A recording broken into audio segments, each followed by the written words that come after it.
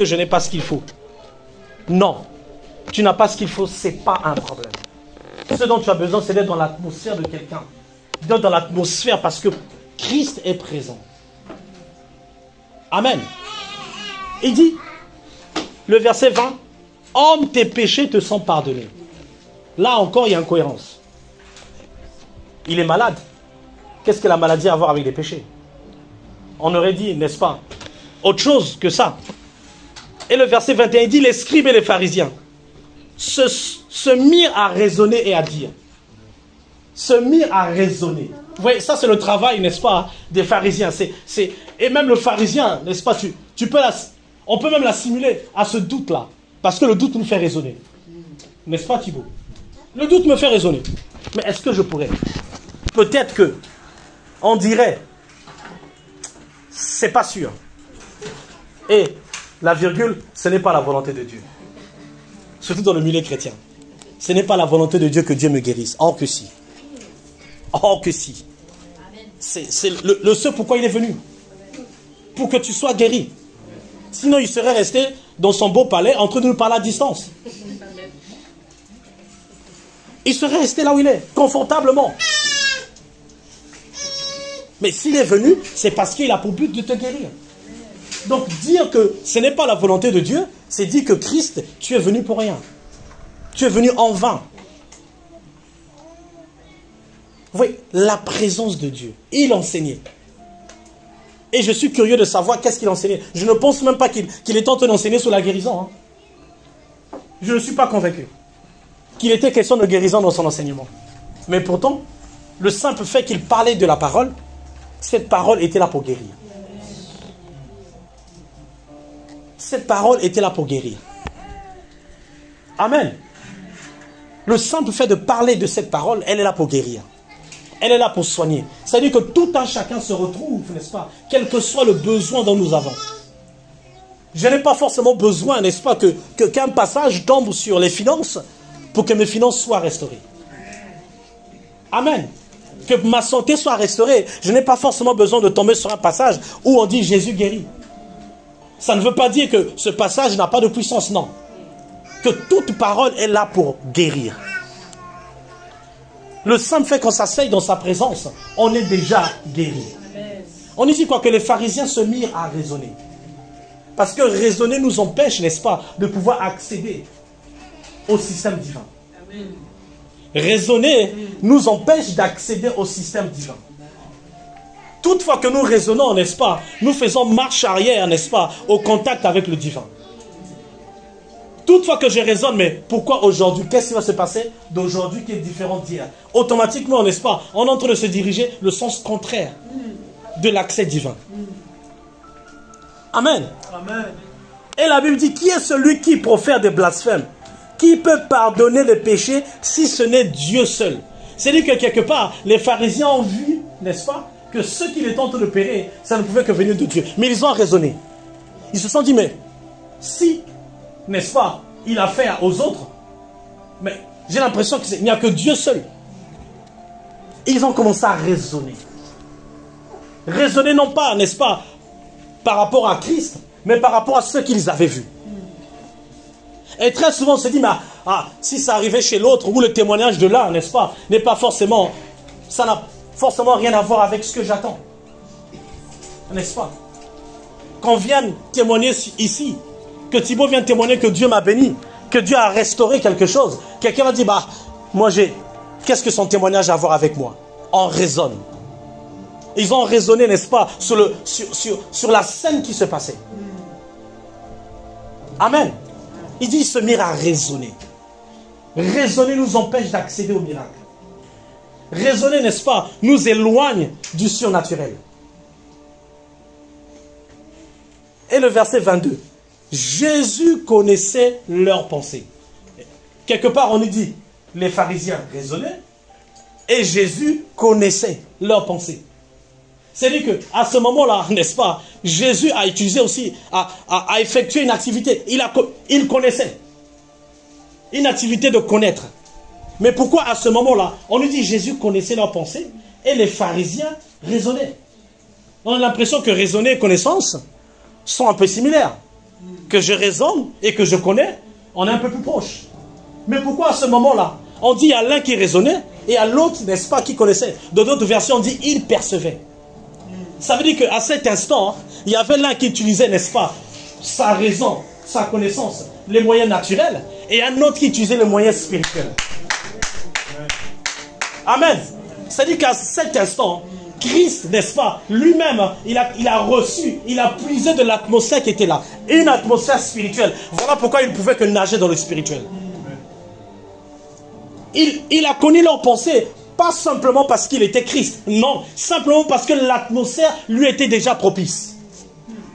Pour pouvoir couler dans le naturel. Il a fait confiance, n'est-ce pas, à l'atmosphère qui était là. Voilà pourquoi il pouvait connaître leurs pensées à cet instant. Il pouvait savoir ce qui se passait à cet instant. Et même Christ marchait, n'est-ce pas, par rapport à une atmosphère. Il n'était pas devant, il ne savait pas de tout le monde. Les gens pensaient que, n'est-ce pas, Christ, quand il était au milieu de... Pas du tout. Il marchait en fonction d'une atmosphère. Si l'atmosphère, n'est-ce pas, était propice, à ce moment, il coulait. À ce moment, il opérait. La preuve, on nous dit qu'il est arrivé dans certains villages, n'est-ce pas, où il n'a pas pu guérir. On parle de Jésus. Il n'était pas le bienvenu. Il n'a pas pu guérir. Mais est-ce qu'il a besoin forcément d'un accord pour guérir? Non, parce que l'atmosphère n'était pas propice. L'atmosphère ne lui était pas propice. Voilà pourquoi il ne pouvait pas couler. Voilà pourquoi il ne pouvait pas prendre. Mais chaque fois que nous venons dans l'église, chaque fois qu'une parole est annoncée, chaque fois qu'un chant à son nom est élevé, j'ai envie de te rappeler que ce moment-là est propice pour guérir. Il n'y a pas un autre moment au-delà ou avant ce moment-là pour que tu sois guéri, pour que tu sois restauré. C'est à ce moment-là que quelque chose se passe. Mais très souvent, on voudra, n'est-ce pas, raisonner, on voudra attendre. Bon, peut-être que, laisse-moi aller voir. Ah, on dirait peu. Sans doute. Mais comment? Non. Le moment d'atmosphère, c'est le moment où nous sommes guéris.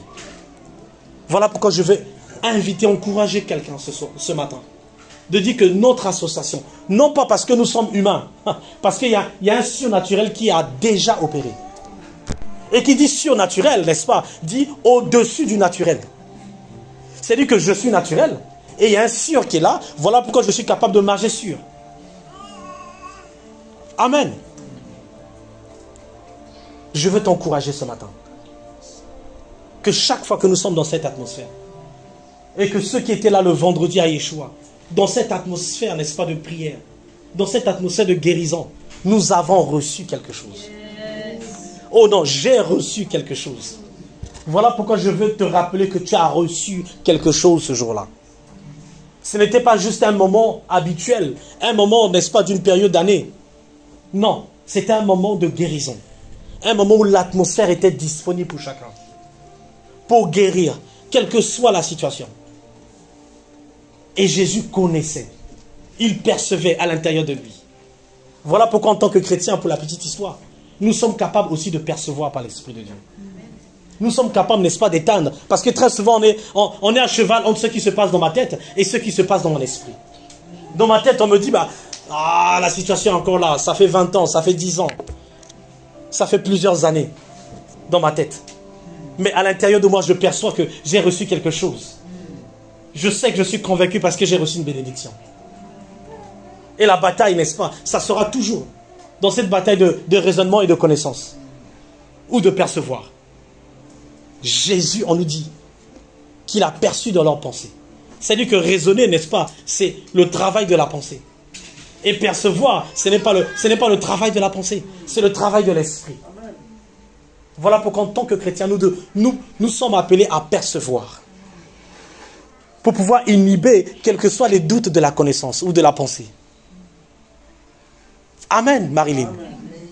Nous sommes appelés à percevoir. Et qui dit percevoir, l'atmosphère qui se déclenche à ce moment-là.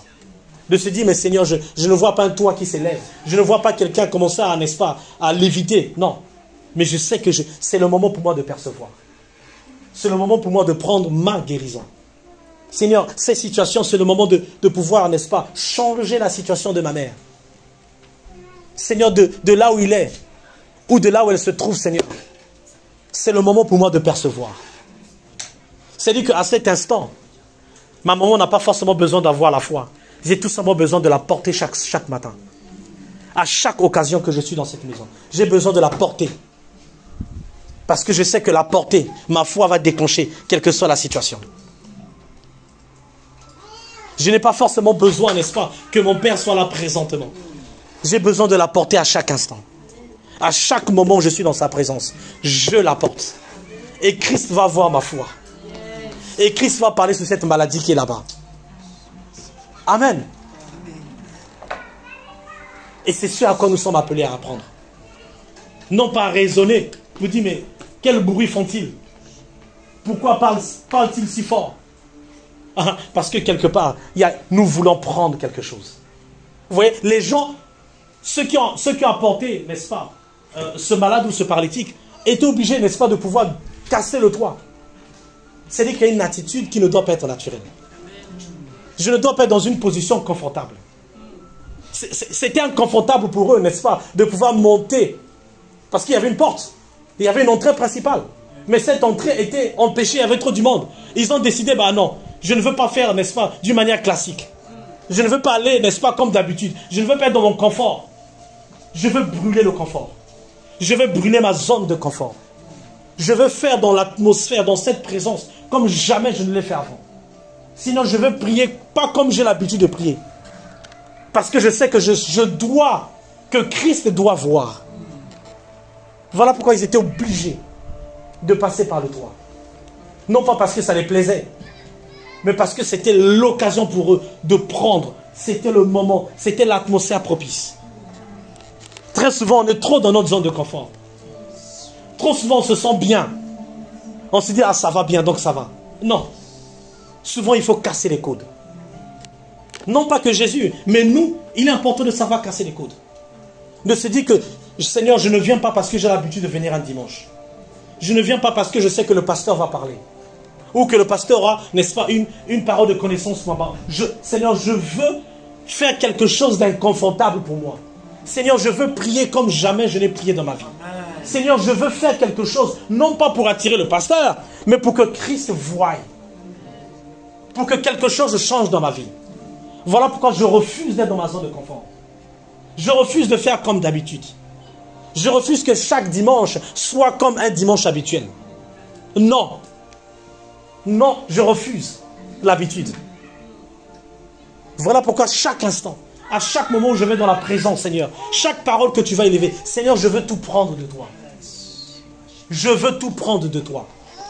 Et c'est l'attitude de ces gens qui étaient ordinaires, qui n'avaient, n'est-ce pas, pas forcément un nom, la preuve, on en dit des gens.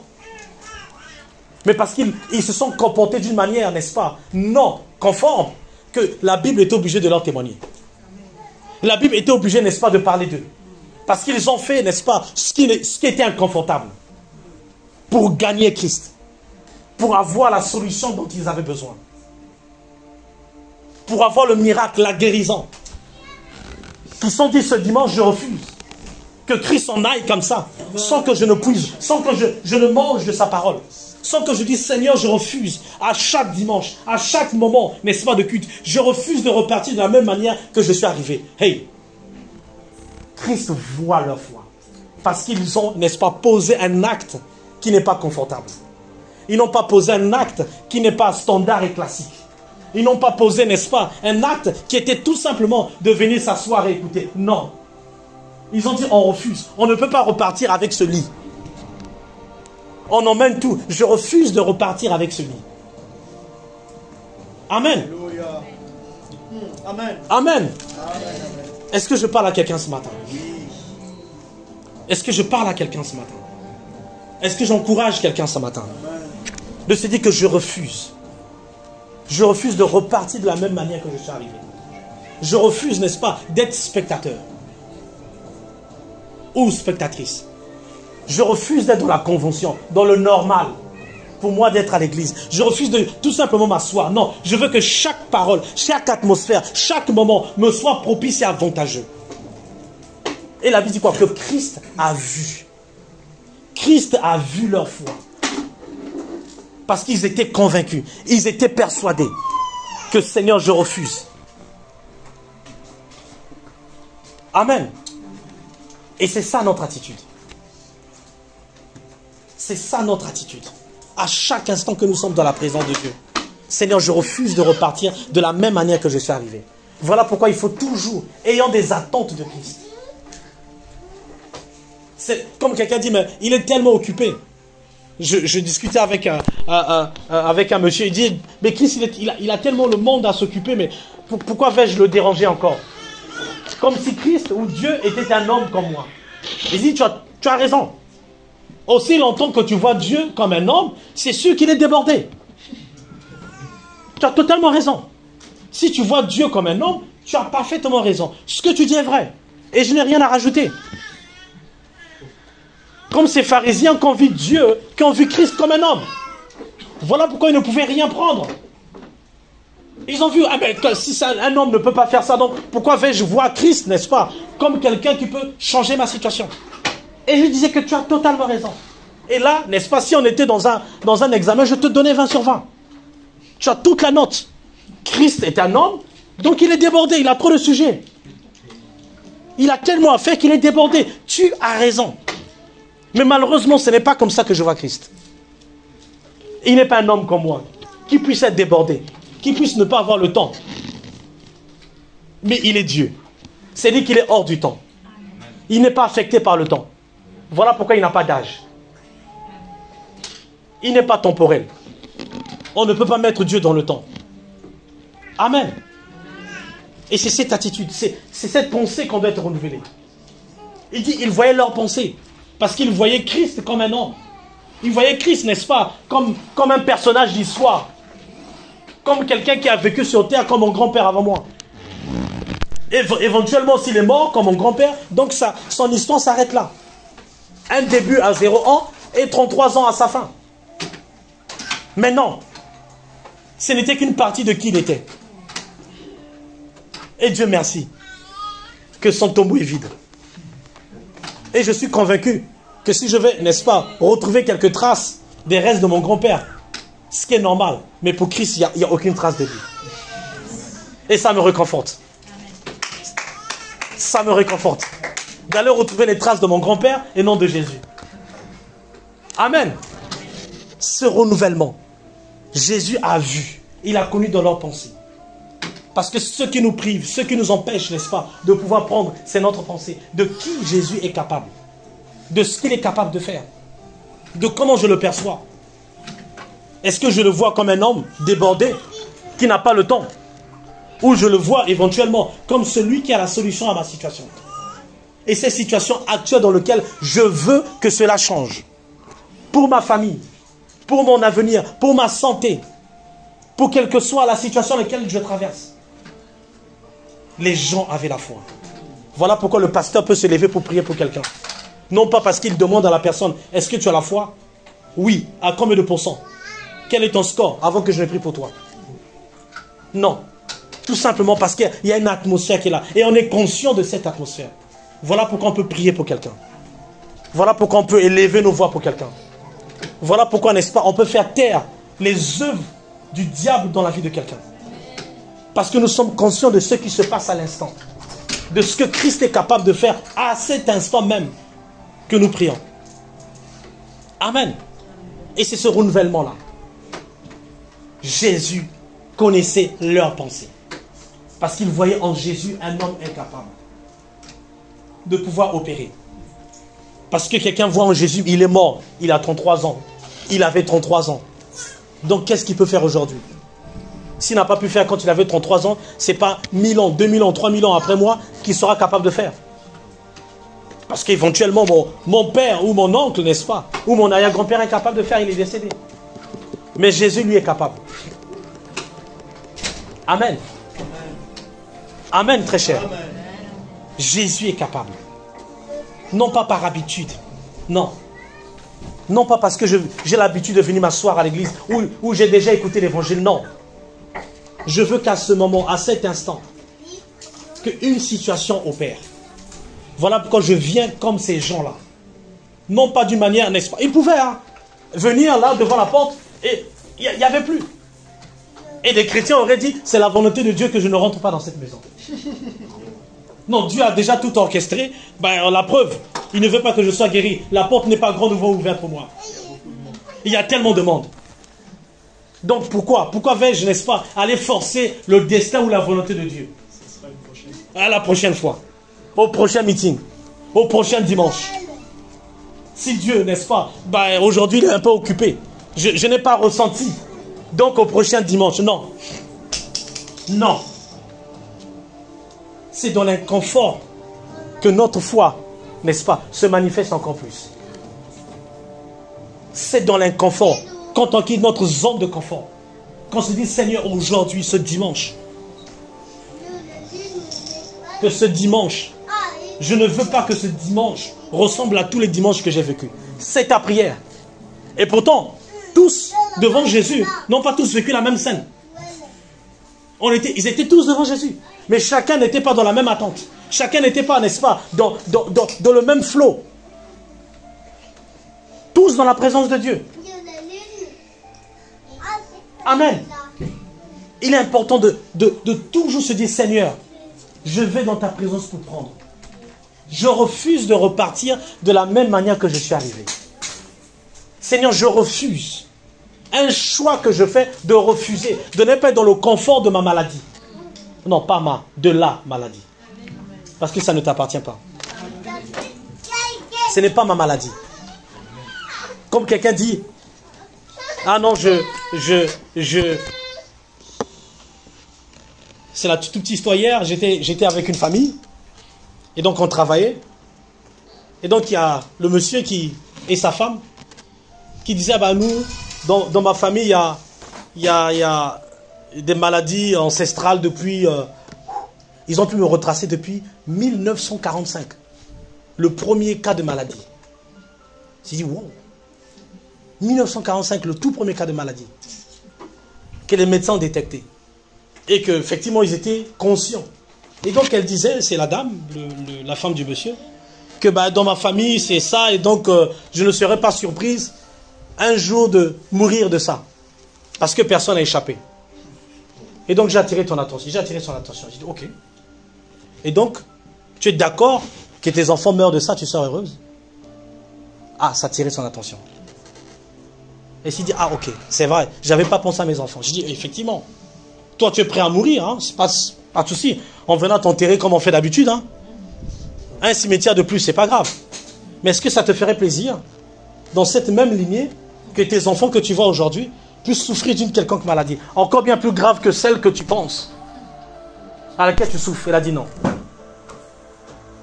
Elle me dit, même dans ce jour-là, même dans mon tombeau, je pense que j'aurais très mal. J'ai dit, c'est comme ça. Laisse-moi te parler de ce monsieur-là. J'ai dit, laisse-moi te parler de ce monsieur-là qui ressent la même chose. Je ne sais pas si tu as déjà entendu parler de ce monsieur-là. Il me dit qu'un monsieur, un monsieur qui s'appelle Jésus. Il dit, ah, je m'en doutais. Je savais que quelque chose allait tomber par là. J'ai dit, non, je te parle juste d'un monsieur comme ça.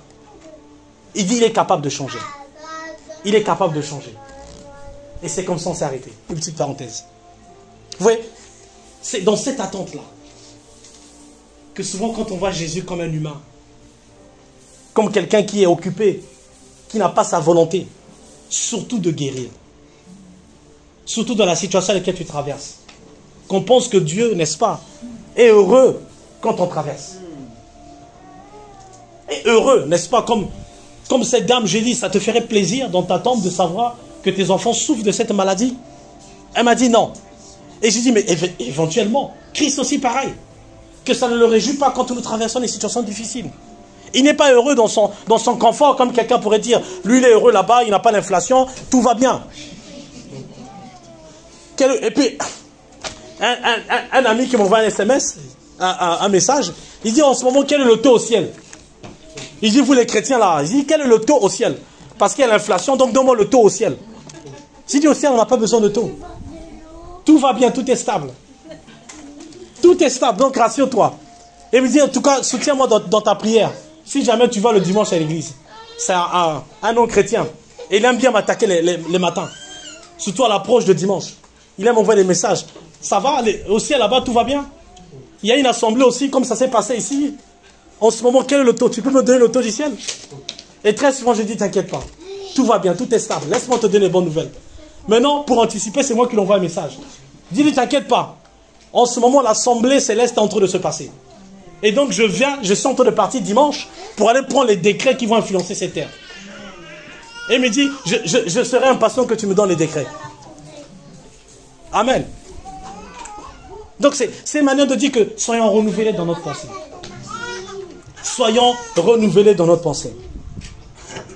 Il dit, le verset 22, Jésus, connaissant leurs pensées, prit la parole et leur dit, quelle pensée avez-vous dans vos cœurs?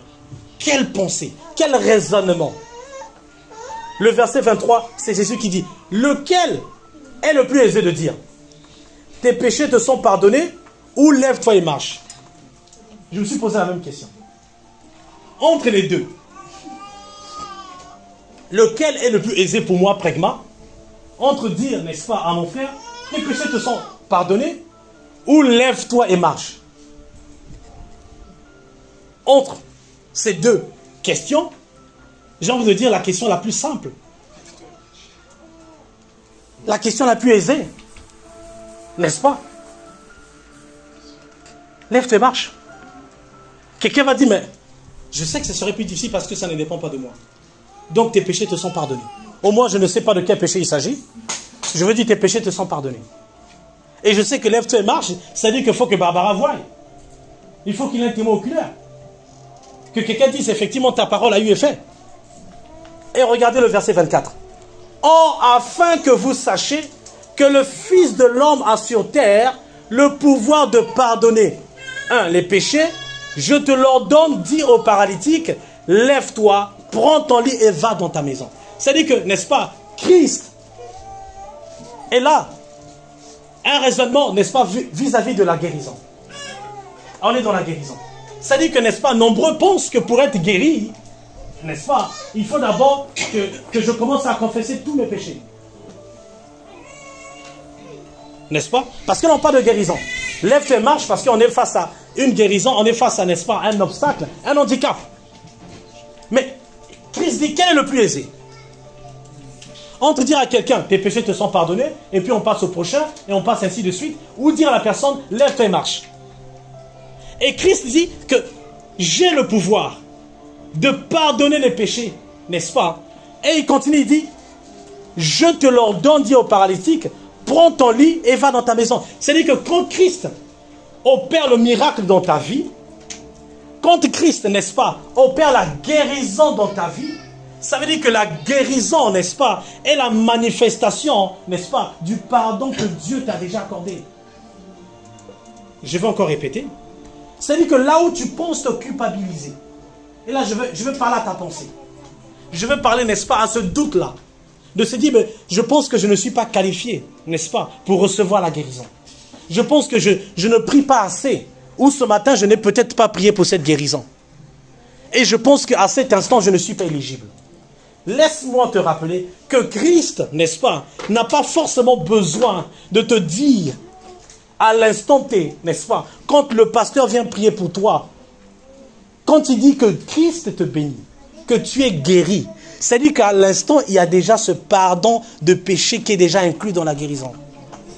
C'est-à-dire que mon pasteur n'a pas besoin d'abord, n'est-ce pas, de te dire confesse tes péchés avant de prier de la guérison pour toi. C'est-à-dire que quand il vient prier pour toi, c'est déjà de te dire que je reçois parce que Christ m'a déjà pardonné. Ça enlève un poids de culpabilité.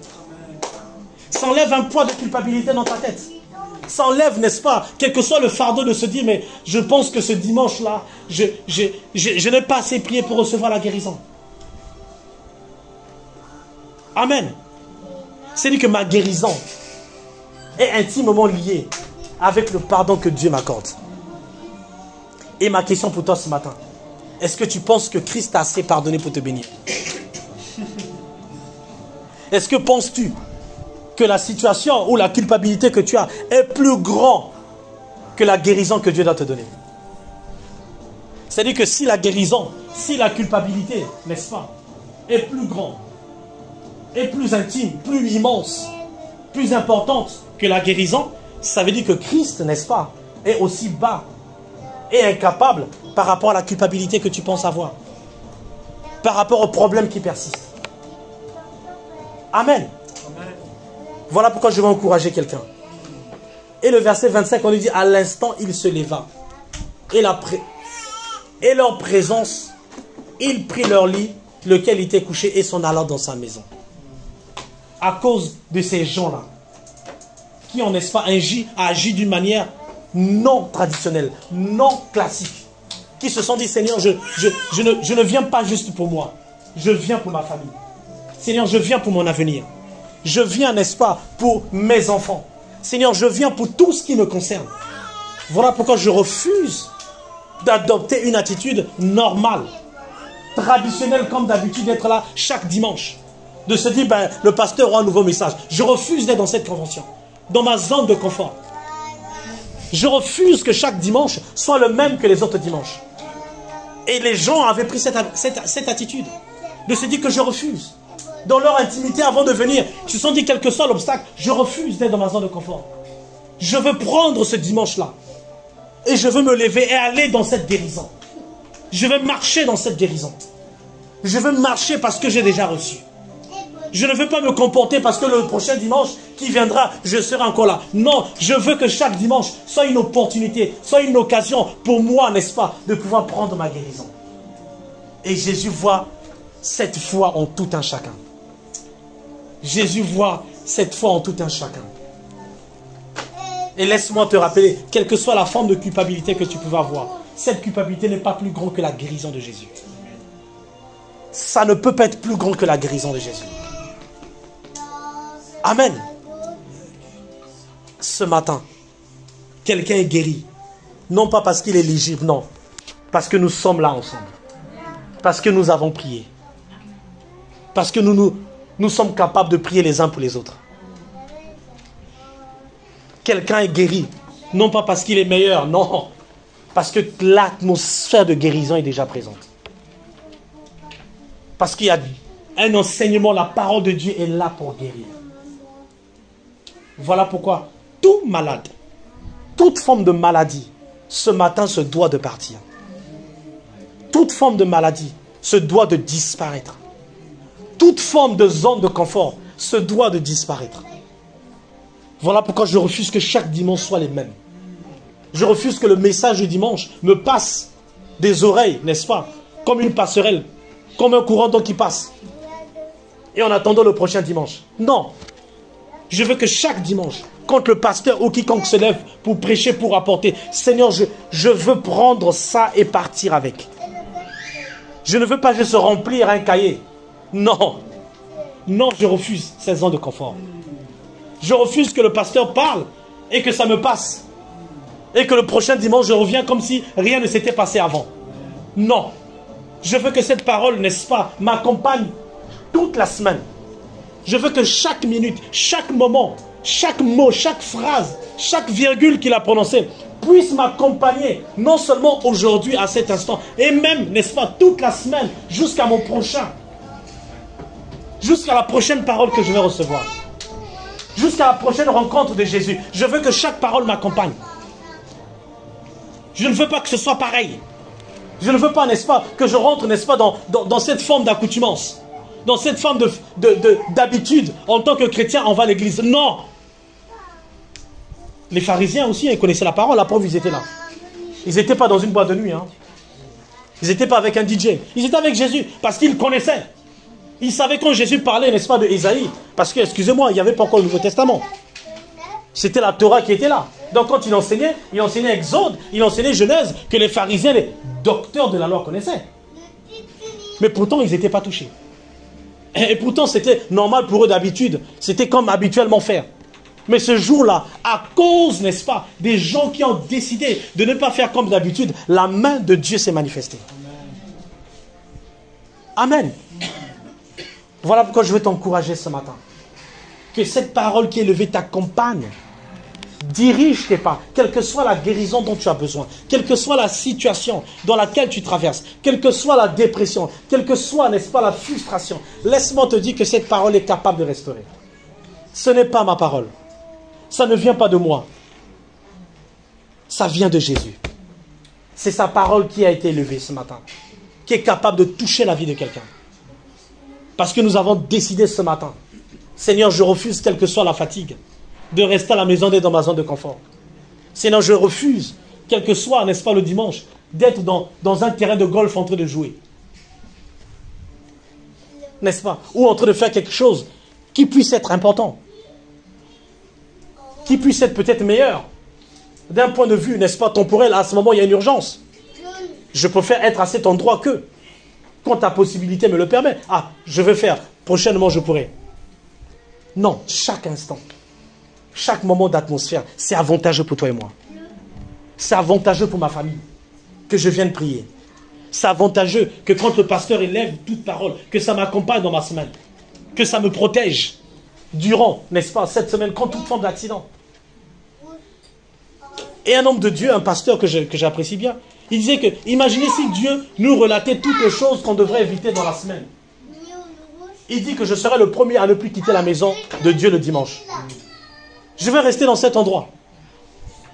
Il dit, imaginez que Christ vient avec un cahier. Il dit, bon, dimanche, lundi matin, il y a un accident vers 8 heures. Je t'épargne. Ah, il y a un virus qui est en train de se balader. Je t'épargne. En fait, tu as vu ton voisin. Aujourd'hui, il a décidé de te barrer. Mais, il dit que je serai le premier à ne pas quitter la maison. Je vais rester là. Pourquoi l'ailleurs? Avec toute la liste. Mais si Christ nous épargne, c'est pour notre bien. Voilà pourquoi il y a les accidents que Christ n'a pas besoin de nous le dire. Il y a des situations dans lesquelles, n'est-ce pas, nous n'avons pas besoin de dire à nos enfants. N'est-ce pas? De la même manière que quand Thibaut, pendant l'hiver, on est à moins 20, il ne va pas habiller, n'est-ce pas, son fils de la même manière qu'il habille à 20 ou à 25. Mais pourtant, il n'est pas forcément informé de ce qu'il y a dehors. Mais quand il s'habille, pour lui, c'est normal. On m'habille. Mais on l'habille en fonction, n'est-ce pas, de prévention du temps de ce qui se passe. Et pourtant, on ne lui a pas dit, écoute, il fait moins 25 degrés, il y a la tempête, il y a du vent, il y a ceci. Non. Il n'a pas forcément besoin de le savoir. Et c'est la même chose avec Christ. Toutefois que nous sommes dans sa présence, il y a tellement de situations qui nous épargnent, que nous n'étions même pas au courant, et que nous n'avons pas besoin d'être au courant. Tout simplement, c'est pour notre bien-être. C'est pour notre avantage. C'est pour notre bénéfice. Et c'est pour notre encouragement. Voilà pourquoi ce matin, quelqu'un se lève avec son lit. Je ne sais pas quelle situation, quelle paralysie que tu as ce matin. Quelle que soit la forme de paralysie qu'elle puisse avoir. Que ce soit un doute, une régression, une fatigue, un handicap, quelle que soit la forme de paralysie. Jésus a dit, prends ton lit et va. Il y a une situation qui doit changer ce matin. Je ne connais peut-être pas ta situation comme ces gens-là. Que les pharisiens, que les gens autour n'ont pas forcément eu besoin de savoir. Mais Christ a vu. La seule personne qui doit savoir, la seule personne qui doit être au courant, à ce moment, à cet instant, c'est Christ qui doit être au courant.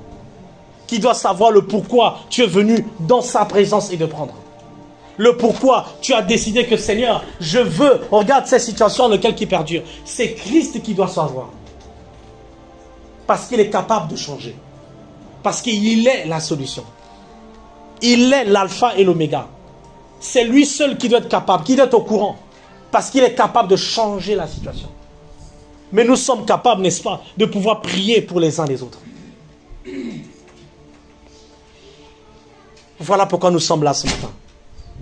Nous sommes là pour nous soutenir par la foi. Il dit, voyons leur foi. Voyons, n'est-ce pas, la foi de ceux qui voulaient changer. Et que le paralytique, n'est-ce pas, ne pouvait pas. Voilà pourquoi on va se lever. Je veux qu'on se lève. Je veux prendre un dernier passage dans Deutéronome. Deutéronome chapitre 34. C'est le dernier passage de Deutéronome qui est tellement formidable. Deutéronome chapitre 34. Le dernier passage, avant de passer à un autre livre. Deutéronome chapitre 34, verset 9.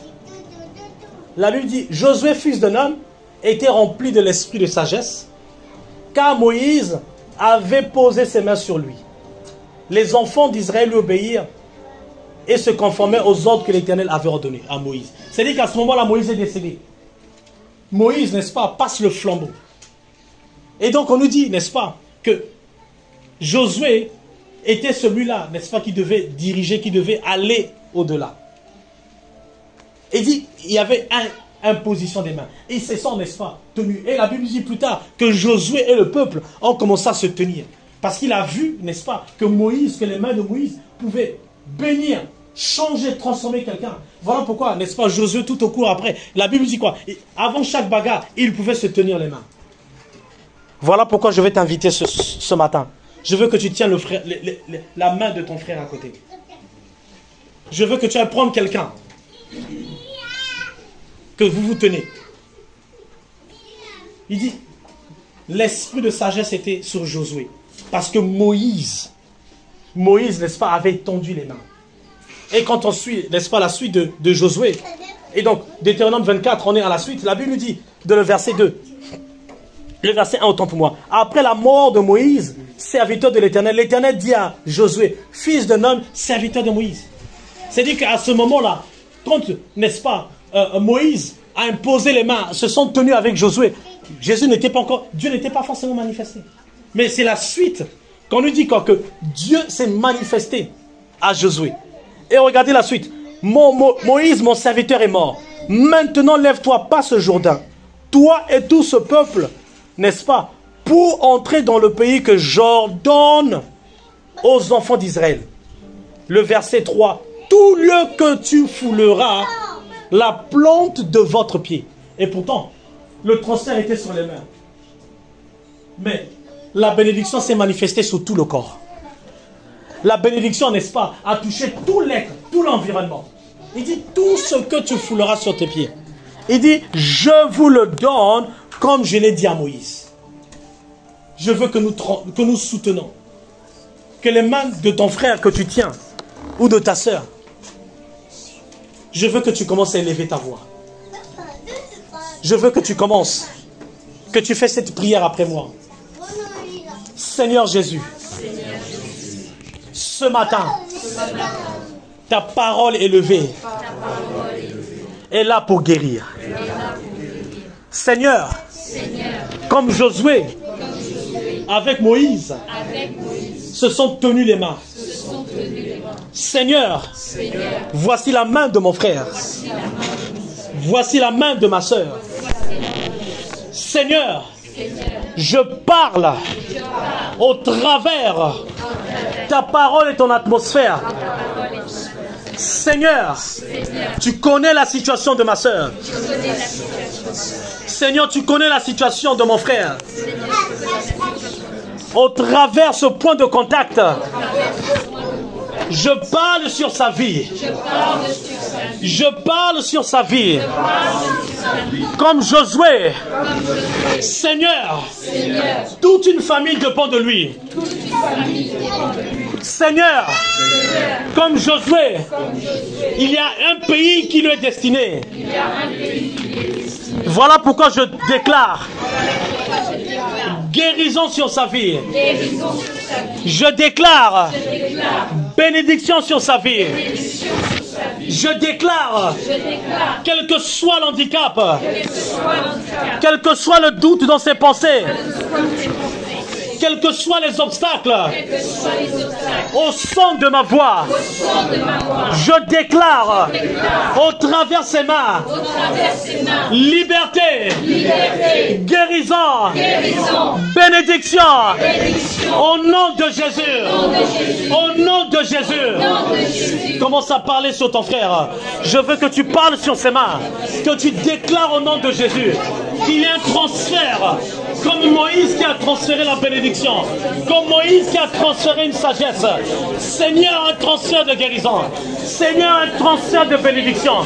Que là où elle ne pouvait pas, Seigneur, maintenant je parle sur sa vie. Je parle sur la vie de ma soeur. Je parle sur la vie de mon frère. Seigneur, là où elle ne pouvait pas, au nom de Jésus, au nom de Jésus, Seigneur, un esprit de guérison.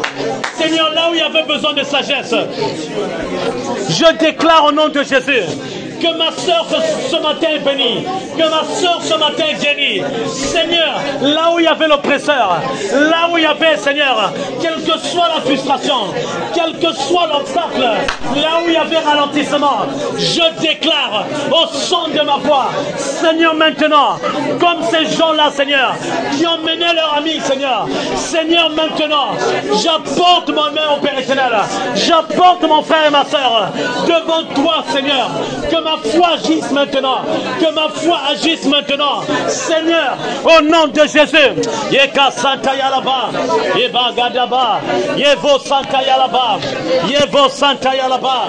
Seigneur, maintenant, quelles que soient les attentes de ma soeur, quelles que soient ses attentes, maintenant, je prie pour elle, je prie pour lui, quels que soient ceux qui étaient bloqués, quels que soient les obstacles, quels que soient les ralentissements, maintenant, à cause de moi, à cause de ma prière, Seigneur, tu vois ma foi maintenant, et tu parles sur le paralytique, quelle que soit la paralysie, quel que soit le paralytique, maintenant, au son de ma voix, au nom de Jésus, et Bagadaba, et Bahadaba, et Baba, Makasanta Yalaba, et Kasanta Yalaba. Oh Seigneur, maintenant, tu pries pour ta sœur, quelle que soit la paralysie, quel que soit le paralytique dans sa vie, maintenant, à cause de ta prière, quelque chose s'opère, au nom de Jésus, au nom de Jésus. Seigneur, je m'associe au Père éternel, je m'associe à cette paralysie, et je parle au nom de Jésus. Seigneur, j'apporte à tes pieds, maintenant, Eba Kataya Labak, Eba Gadaba, Yevohoda,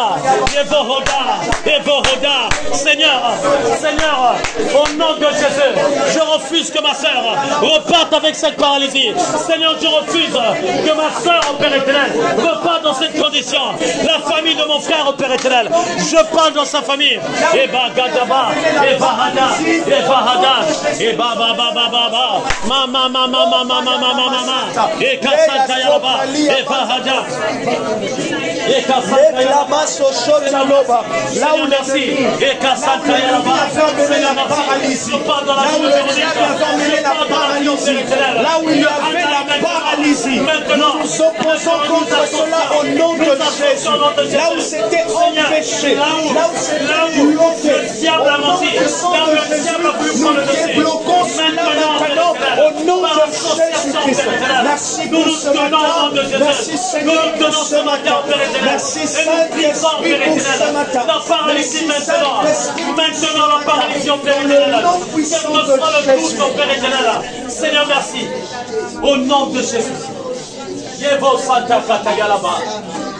Yeka Santa Yalaba. Oh Saint-Esprit, merci.